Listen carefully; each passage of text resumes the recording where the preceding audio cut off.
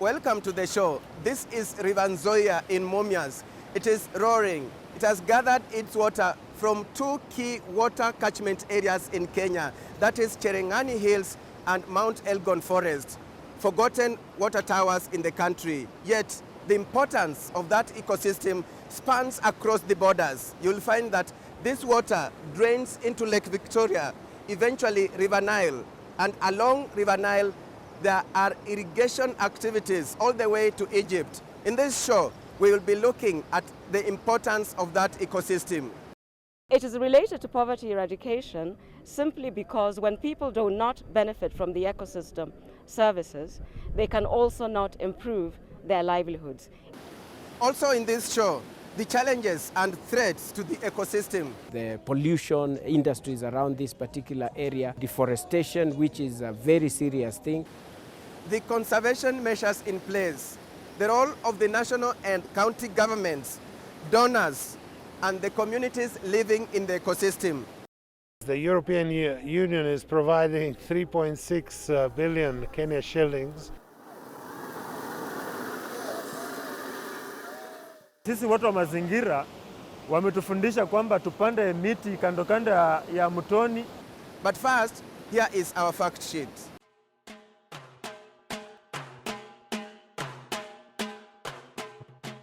Water towers refer to mountainous regions that are sources of water.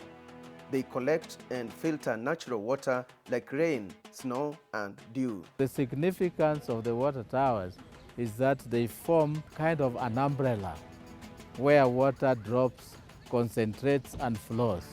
According to the Kenya Forest Service, there are 18 gazetted water towers in Kenya. 11 new water towers have been identified and awaiting gazettement. The 5 main water towers are Mount Kenya, Aberdare, Mount Complex, Mount Elgon, and Cherengani Hills. The most affected and most neglected traditionally has been Elgon and Cherengani. The economic importance of water towers include tourism, urban development, energy production, national water supply, and industrial use. When it comes to ecological importance, water towers are needed for recharging of groundwater aquifers, regulation of river flows, prevention of runoffs, improvement of soil fertility, and reduction of soil erosion. Other key benefits are regulation of climate and flood mitigation. The threats facing the water towers include deforestation, charcoal burning, overgrazing, agricultural expansion, forest fires, and human encroachment.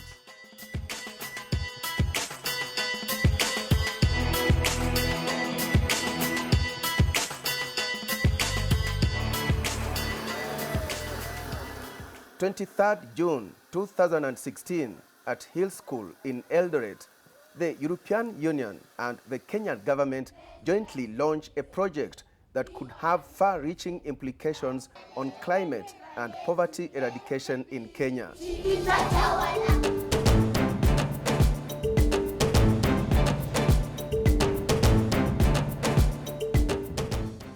It is known as the Water Towers Protection and Climate Change Mitigation and Adaptation Program, focusing on 2 of Kenya's 5 water towers, that is Mount Elgon and Cherengani, to the tune of 3.6 billion Kenya shillings.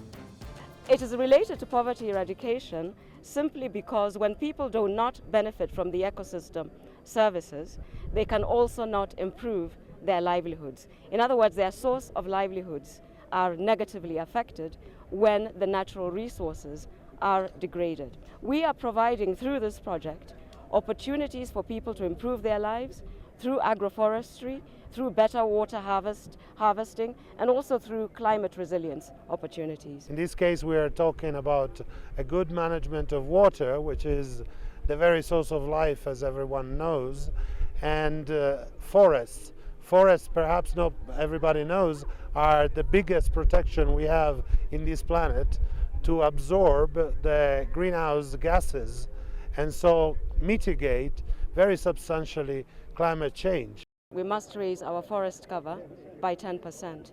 At the moment, we are at 7.2%. Many of these forests are in the water towers. But why are the two water towers unique? If you look at Elgon, it's also a transboundary water tower, but supporting an area of various economic activities all the way to Lake Victoria and all the way to Lake Turkana. The same case with Cherangani, supporting all the way to Lake Turkana, the Rukerio Valley. So the point is, these were some of the most degraded water towers. Also, they have been having conflict over the years, but this kind of investment is a good start. The most affected and most neglected traditionally has been Elgon and Cherangani, and that's why this particular partnership is focusing on these two water towers. River Nzoia comes mainly from those two water towers, both Cherangani Hills and Mount Elgon. But mainly Cherangani provides more water to River Nzoia than Mount Elgon. The EU-funded program now brings into focus Mount Elgon and Cherangani Hills, as the two have not received much attention as compared to Mount Kenya, Aberdares and Mau Complex. They've been neglected first because of population increase. As you know, the demographic transitions of Kenya is that our population is increasing, and yet we don't have the space to house that particular population. The forests have always been under threat when it comes to population increase, and particularly in Elgon and Cherangani area. We have resettled people, as we did in 2013, from Mbombut, and we have already seen the success of the regeneration and the rehabilitation of that particular forest. And even the communities around there appreciate that improvement. This is Chebara Dam in Elgeyo Marakwet County, one of the key results of the resettlement of 20,000 people who are living in the forest, and it is against such results that stakeholders believe more can be achieved if the water towers are protected. Muhimu ya hii dam ni kwamba ni catchment ambapo maji yanahifadhiwa hapa na inaenda Eldoret. Mazingira ya hapa yameweza kuhifadhiwa. Mchango wetu kama raia ni kwamba tunapanda miti na kuhifadhi hali ya momonyoko ili udongo isiweze kwenda kwenye damu.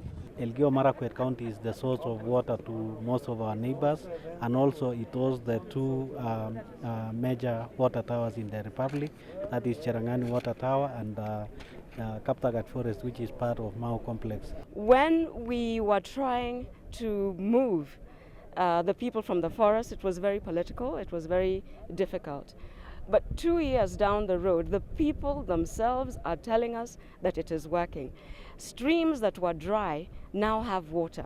So this is a success. We cannot succeed in managing our natural resources if the communities don't buy in and see the benefit of so doing. Mbombut is an excellent example of that. Now Chebara Dam is a key source of water for Eldoret town. You can imagine Eldoret is fed from water from that particular area and even larger areas. And this is an area that a lot of people are doing a lot of efforts. The two water towers is just but a taste of what can be done, the potential that is able to be harvested in this area. However, observers say there must be a balance in the use of the natural resources. For example, if those upstreams step up conservation efforts, do they benefit too? Some of those living around Chebara Dam say they are not benefiting from the dam despite their key role in conserving the water towers around it. Tungependa kupewa maji katika eneo hili. Hata kama hii sanda hatuna maji na maji watu wanakunywa Eldoret. There is a possibility of redesigning such a dam in such a way that the people around also benefit. The 11 counties to benefit from the EU-funded project are Elgeyo Marakwet, Uasin Gishu, Trans Nzoia, Kakamega, Kisumu, Nandi, Siaya, Vihiga, West Pokot, Bungoma and Busia. We as the county governments are going to partner with the other stakeholders like the KFS, KWS and the others to ensure that we properly implement the conservation efforts under our CIDB that is County Integrated Development Plan for the 11 counties. The two water towers, apart from giving us water for domestic use and for agriculture, are also important in terms of tourism attraction. When you look at Mount Elgon, for example, we have a forest that has been conserved, and it's one of the 6 biosphere reserves we have in Kenya, out of the total of more than 150 in the entire world. So it's a very special place to visit. We have also the caves, we have the wild animals in those areas, very attractive landscape, and we encourage people that this is a tourist destination that can be visited because it has been conserved and it's in its original state.